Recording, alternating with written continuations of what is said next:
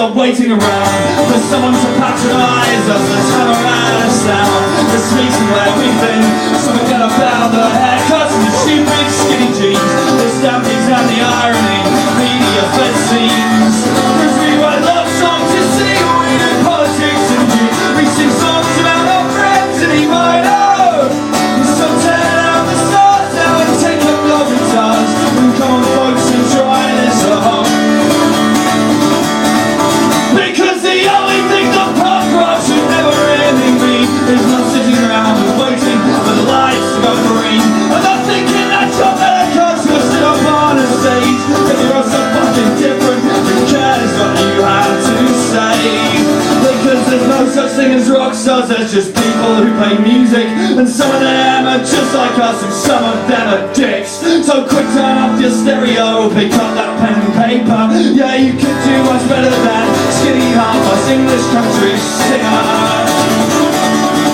Cause we write love songs to sing, or we do politics and jeans. We sing songs about our friends and you might know. So turn out the stars now and take up your guitars, and come on folks and try this at home.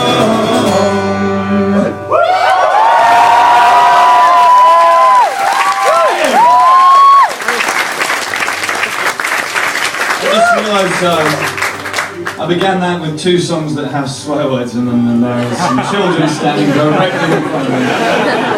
I once, 20 years ago, did an install back in the days when sort of 4 people would show up, and I played a song that had some swearing in, and an irate father came up to me afterwards and told me he was going to kick my fucking head in for swearing in front of his children, which I thought was bizarre.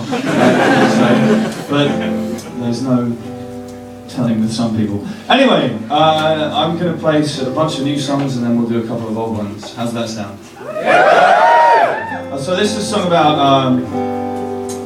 my grandmother. You know, it's funny, but in introducing this song I've been trying to kind of rotate the anecdotes about her because there's quite a few.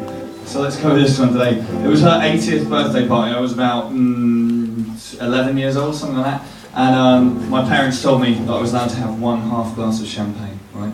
And that was it, that was all the alcohol I was having. So I had my half glass of champagne, and then my grandmother took me aside and showed me that if you got some Ribena and a non-champagne glass, and then put Ribena and filled it up with champagne, you could then drink champagne all day without mum and dad realising that that's what you were doing. So I did, and I got so hammered I actually fell down a long carpeted flight of stairs on the front of my face and ended up with a giant crescent carpet burn, which my gran thought was absolutely hilarious.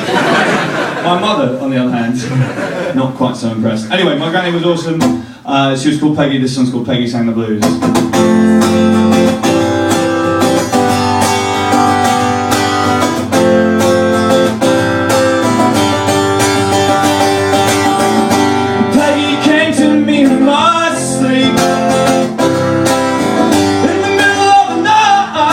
Friday night last week, she whispered, hush y'all, then don't be scared.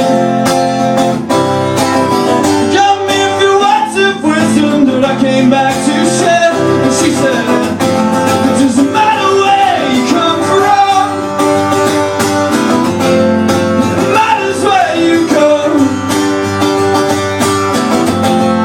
No one gets to remember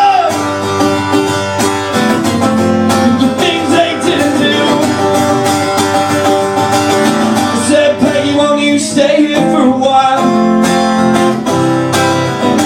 We can drink whiskey and we can play cards and we can get wild.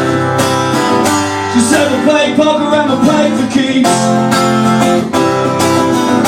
I only play angels lately and they never let me cheat. And she said, it doesn't matter where you come from, it matters where you go.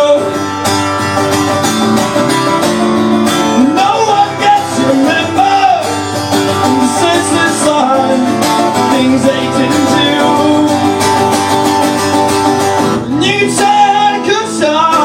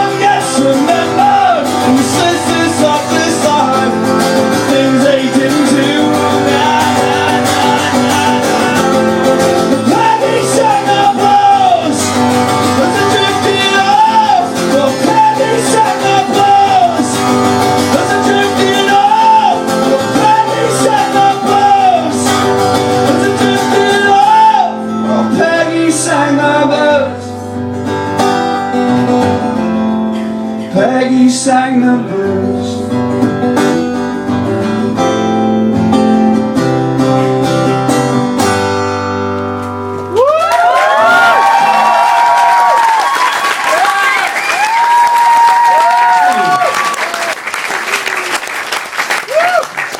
It's a little bit hot in here. I'm gonna say, I really shouldn't tell you this, but I'm going to anyway. We played Download Festival last night. Is anyone there? Yeah! Wow, listen, have you had a shower since? I haven't. And I've played another gig today as well.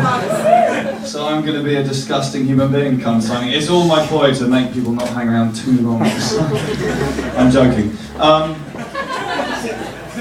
I have some? Thanks, pal. Right, let's see. This is a song. What song am I playing next? This one. This is a song about my last will and testament in a funny way. And it sounds different to this on the record, but this is kind of a fun way of playing it when I don't have the might of the sleeping souls behind me just to batter the audience into submission. This song's called One Foot Before the Other. On the very day I die, the very last of my desires is that you take my broken body and commit it to the fire. And then when the fire is finished, scrape the ashes in a tin and take them down to London's drinking reservoirs and throw them in. Still expect infinitesimal of my mortal remains will slide down 7 million throats and into 7 million veins, and I will creep through their capillaries to the marrow of their bones, and they will wake to bright new mornings, and wordlessly they'll know that I remain. I am remembered. I remain. I am remembered. So these 7 million innocents, they will have me in their blood, and when they die they'll burn their bodies or be buried in the mud, and I will creep through streams and rivers like a virus through a host, from the hamlets to the cities, from the rivers to the coast, and from there into the channel and across the great Atlantic Ocean, and ever onwards to the new world through the water's gentle motion, until parts of me are a part of every landmass, every sea, in the rain upon your crops, in the very air you breathe. I remain. I am remembered. I remain. I am remembered. And all the things I love will be washed away in the rain.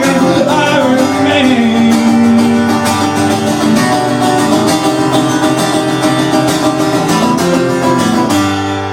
I'm not convinced of the existence of these things that don't exist, here by Jewish boys with big ideas and scratches on their wrist, by a loving or a vengeful god, or one who'd condescend to wash his hands down in the mire among the misery of men, or by ever-turning circles hanging timeless in the sky, like a dream catcher distracting from the fact you're gonna die. But I place one foot before the other, confident because I know that everything we are right now is everything that was. Of what Tyler, Woody Guthrie, Dostoevsky and Davy Jones have all dissolved into the ether and have crept into my body.